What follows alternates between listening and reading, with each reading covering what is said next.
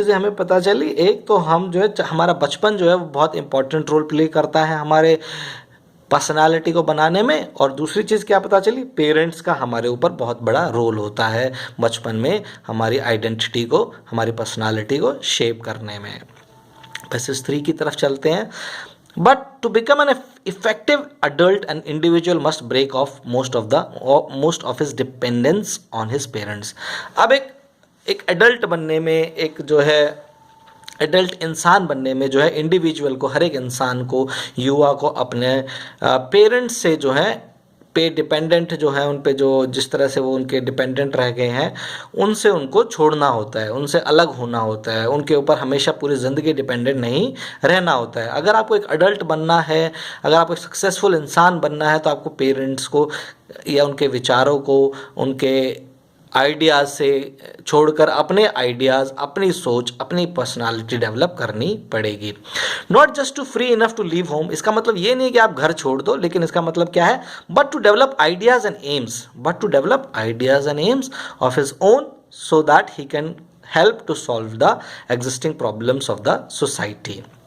कि इस तरह के आइडियाज़, अपने विचार बनाना, अपनी सोच बनाना, जिससे कि वो समाज में बदलाव ला सके, जिससे कि वो ऐसे सोच ला सके जिससे कि सोसाइटी अच्छे से प्रोग्रेस कर सके और ये सारे काम हो सके, है ना। तो आप क्या चाहते हैं, आप सोसाइटी से अलग, फैमिली से अलग होना चाहते हैं, उन पे डिपेंडेंट नहीं रहना चाहते हैं। आप क्या चाहते हैं, अपनी इंडिपेंडेंट, है ना, आज़ाद सोच बनाते हैं।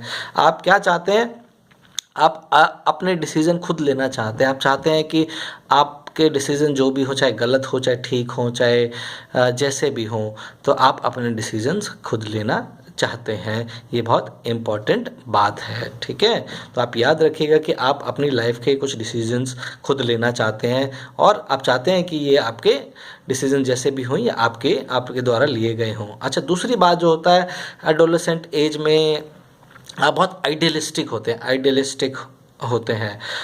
आइडियलिस्टिक का मतलब होता है कि आपको लगता है कि समाज में सारे तरह के बदलाव किए जा सकते हैं, और इसी दौरान आपको लगता है कि आप जो है सोसाइटी में बदलाव ला सकते हैं। तो एडोलेसेंट एज में और युवा अवस्था में आप क्या करते हैं, आपको लगता है कि समाज में बदलाव लाया जा सकता है, विरोध करके, क्रांति करके, कुछ और करके सोसाइटी में बदलाव लाया जा सकता है। आप सोसाइटी को एक आइडियल सोसाइटी के रूप में देखते हैं। आपको लगता है कि अरे सोसाइटी बहुत अच्छी है, समाज बहुत अच्छा है, लेकिन जैसे जैसे आप बड़े होते जाते हैं, अपने पेरेंट्स की नज़रों से चीज़ों को देखते हैं, तो आपको पता लगता है सोसाइटी में काफ़ी सारे इश्यूज़ हैं। तो आप जब युवा अवस्था में होते हैं तो आप सोसाइटी में बदलाव लाना चाहते हैं, उसे एक अच्छी सोसाइटी, बेहतर सोसाइटी बनाने में आप हमेशा कुछ नया योगदान देना चाहते हैं। His feeling of impatience and criticism towards his parents are what put him on the lookout for new ideas. जब वो अपने पेरेंट्स की सोच को एक्सेप्ट नहीं करता है, तब वो नए आइडियाज़, नए सोच की तरफ बढ़ने लगता है ना। देखिए, एक होता है गुड बॉय और एक बैड बॉय, है ना।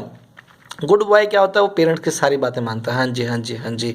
बैड बॉय क्या होता है कि वो जो है कई बार जो अपने आइडियाज़ भी रखता है, ठीक है। सो हमें समझना होगा कि जब जैसे आप बड़े होते हैं तो अपनी एक सोच भी सामने रखनी है, अपना नज़रिया भी सामने रखना है पेरेंट्स के, कि आप ऐसा सोचते हैं, आपको लगता है कि सोसाइटी ऐसी है, सोसाइटी में ये बदलाव किया जा सकता है। आपको लगता है कि एजुकेशन सबसे इम्पॉर्टेंट चीज़ है बच्चों के लिए, लेकिन पेरेंट्स को लगता है नौकरी सबसे इम्पॉर्टेंट। तो इसमें क्या है कि नौकरी इज़ द फाइनल एम, लेकिन आप क्या बात कर रहे हैं, आप मीन्स की बात कर रहे हैं ना, वो एंड की बात कर रहे हैं। तो दोनों में आप में कुछ ना कुछ इश्यूज में मतलब कि टकराव हो सकता है विचारों का, है। New methods which may be better to solve the problem of the day. आपको लगता है कि अब जो भी प्रॉब्लम है उनके लिए आपके पास नए आइडियाज़ हैं, नए विचार है ना। अब मान लीजिए सोसाइटी में क्या हो रहा है, पोल्यूशन बहुत बढ़ रहा है ना। आप एक बेसिक है, पेरेंट्स कहते हैं कि ठीक है भाई, हम जो है ना गाड़ी चलाना बंद कर देंगे। आप कहते हैं नहीं, गाड़ी चलाइए, है ना, लेकिन ई कार लाइए, है ना। ई कार का मतलब होता है जो कार अब बैटरी से चलती है और अपने आप चार्ज होती है, जैसे मोबाइल फ़ोन चार्ज हो जाते हैं। आप कहते हैं नहीं, हम कुछ और करते हैं, गाड़ी चलाना बंद करना थोड़ी सोल्यूशन है। हम कहेंगे नई गाड़ियाँ लाएंगे, ई कार्स लाएंगे, ई व्हीकल्स लाएंगे, है ना। तो ये क्या हो गया, आपका नज़रिया है एक नई प्रॉब्लम्स को सॉल्व करने का। Incidentally also show up his parents generation as pretty well stuck in the mid. How strong the rebelliousness in each individual is, what form it takes, a second element in determining his eventual identity. दूसरा क्या है कि उसका जो है घर वालों के से विरोध, घर वालों के साथ उनका जो तर्क वितर्क होते रहते हैं और उनसे जो डिबेट होता रहता है, वो जो है उसके दोस्तों के साथ जो भी तर्क वितर्क होता रहता है, कॉलेज में जो भी तर्क वितर्क होता रहता है, डिबेट होता रहता है, वो उसकी आइडेंटिटी को, पर्सनैलिटी को बहुत ज़्यादा शेप करता है। ठीक है, तो पहला क्या था, चाइल्डहुड। दूसरा क्या है, जो पेरेंट्स के साथ उसका आर्ग्यूमेंट्स होते हैं, डिबेट्स होते हैं, कॉलेज में उसके टीचर्स के साथ डिबेट होते हैं, दोस्तों के साथ डिबेट होते हैं, उसका एक विचार बनता है, दोस्तों कहता है नहीं मेरे को ये बात ठीक नहीं लगती, है ना, तो ये आपके विचार बनते हैं। फॉर एग्जाम्पल क्या होता है, लड़कों में एक बहुत बड़ी प्रॉब्लम होती है कि वो अपने आप को शो ऑफ करना चाहते हैं बाइक पे हेलमेट के बिना। अब एक लड़का है, उसे लगता है कि नहीं यार हेलमेट पहनना बहुत ज़रूरी है, तो वो कहता है कि नहीं मेरे को लगता है कि हेलमेट पहनना बहुत ज़रूरी, जबकि उसके दोस्त कहते हैं अरे हेलमेट पहनने से तो स्टाइल नहीं आता है, चश्मा नहीं दिखता है, और भी सारी चीज़ें हैं, कूल नहीं है। तो ये दो लड़कों के बीच में डिफरेंसेस आ गए, तो डिबेट किया, उसको लगता है कि नहीं हेलमेट पहनना बहुत ज़रूरी है। तो इस तरह से क्या हो गया, ये बदलाव आ गया, सोच आपकी अलग है। अच्छा, अब लास्ट पैसेज, ठीक है, passage number 4। The third element is the nature of the times and the needs of the time, है ना। तीसरा क्या है, nature of the time, time की क्या ज़रूरत है, किस तरह का टाइम चल रहा है और टाइम की क्या ज़रूरत है ना। ये इंपॉर्टेंट लाइन है, टाइम बहुत इंपॉर्टेंट है और उसमें टाइम की क्या ज़रूरत है। इसमें एक एग्जाम्पल है ना, these call on youth for different qualities in different historical period. जो जिस तरह का टाइम चल रहा है और उसकी ज़रूरतें क्या, उस हिसाब से यूथ जो है, यंग्स जो है, यंग चिल्ड्रन जो है, या यूथ जो है, युवा अवस्था के लोग हैं, वो अलग अलग डिसीजन लेते हैं। फॉर एग्जांपल, जब हम आज़ाद नहीं हुए थे, एक बहुत बड़े वीर की मैं कहानी बताऊंगा।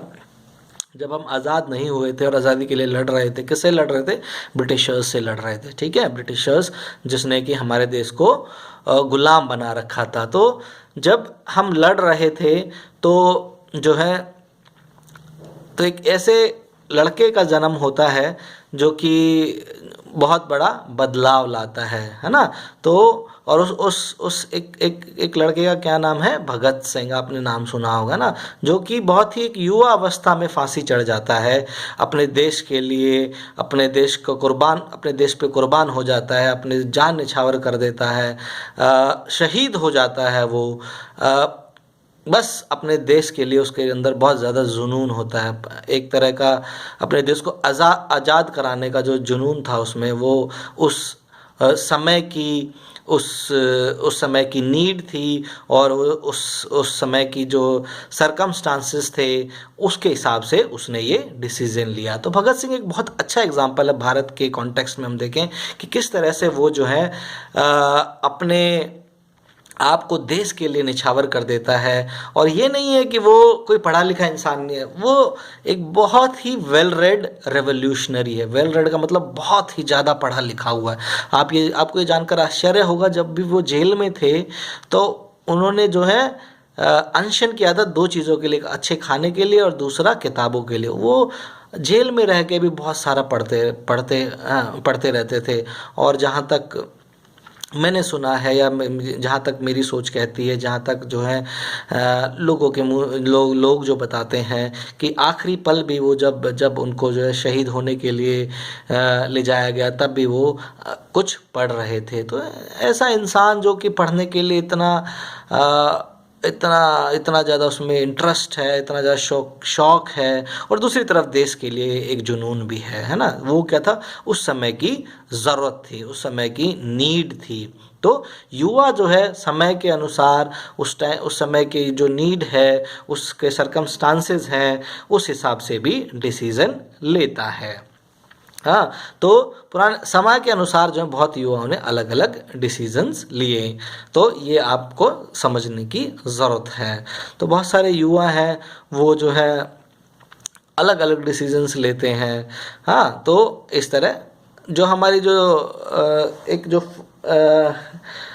फीमेल प्राइम मिनिस्टर बनी, वो भी जो है काफ़ी अर्ली एज में प्राइम मिनिस्टर बन गई, उन पे भी काफ़ी बोझ आ गया। लेकिन she according to the time and circumstances, क्योंकि उनके फादर एक्सपायर हो गए थे जो कि उस समय के प्राइम मिनिस्टर थे, तो शी डिसाइडेड कि उनको जो है उसके बाद जो है वो खुद उन्होंने जो भी सारा प्राइम मिनिस्टर का कर्तव्य निभाया। जबकि कि हमारी सोसाइटी में ये आपको समझना होगा कि फीमेल को ये कभी भी किसी भी हेड बनाना बड़ा मुश्किल है। आपके पंचायत में भी जो है हेड बनाना, मुखिया बनाना अभी भी बहुत बड़ा मुश्किल काम है। वो इसलिए बन पा रहे हैं क्योंकि सरकार ने एक लॉ कानून लाया है रिजर्वेशन का, जिसमें कि कुछ प्रतिशत जो है महिलाएं जो है सरपंच बनेगी। लेकिन उसमें भी जो है एक हम गड़बड़ कर देते हैं कि जो है जो पिछला जो सरपंच होता है उसी की वाइफ को जो है मुखिया बना देते हैं। उसको बोलते हैं डमी सरपंच, क्योंकि जो है सारे डिसीजन जो है मेल ही लेते हैं। आप ये बात समझिएगा।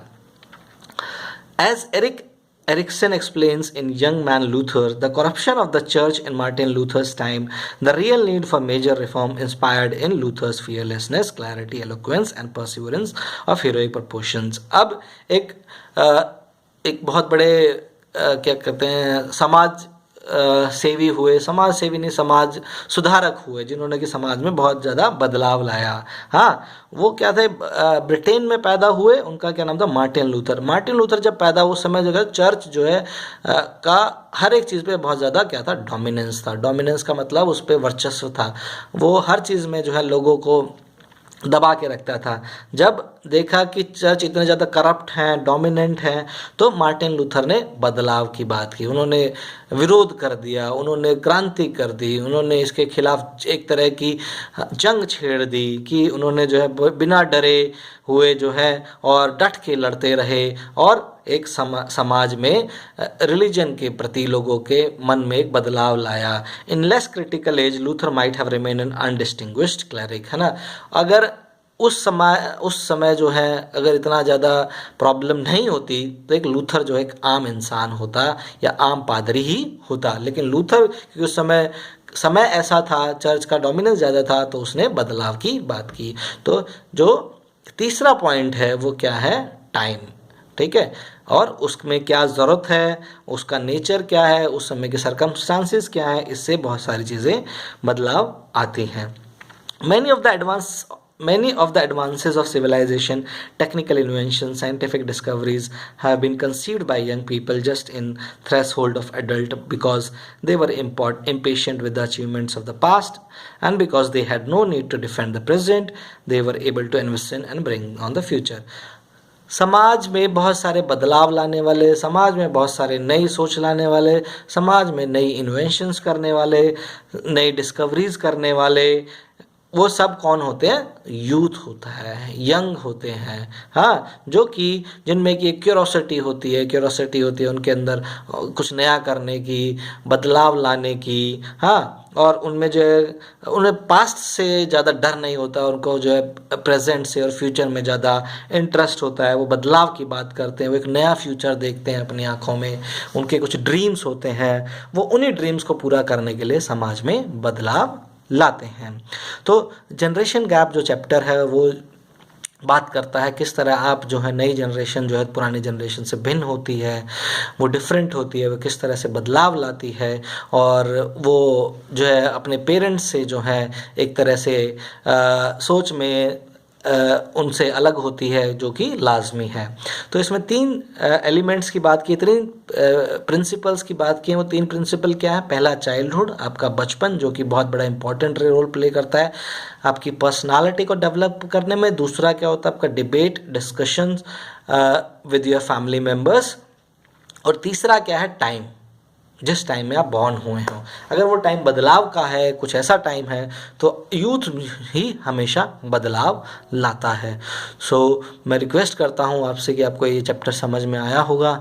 आप इस चैप्टर को पढ़िए और ये जनरेशन गैप के बारे में सोचिए। अगर आपको लगता है कि किसी तरह का जनरेशन गैप आपके पेरेंट्स में है तो प्लीज़ शेयर कीजिए व्हाट्सएप पे, और फिर उसके बाद हम डिस्कस करेंगे। थैंक यू, और आप ज़रूर इसको सुनिएगा।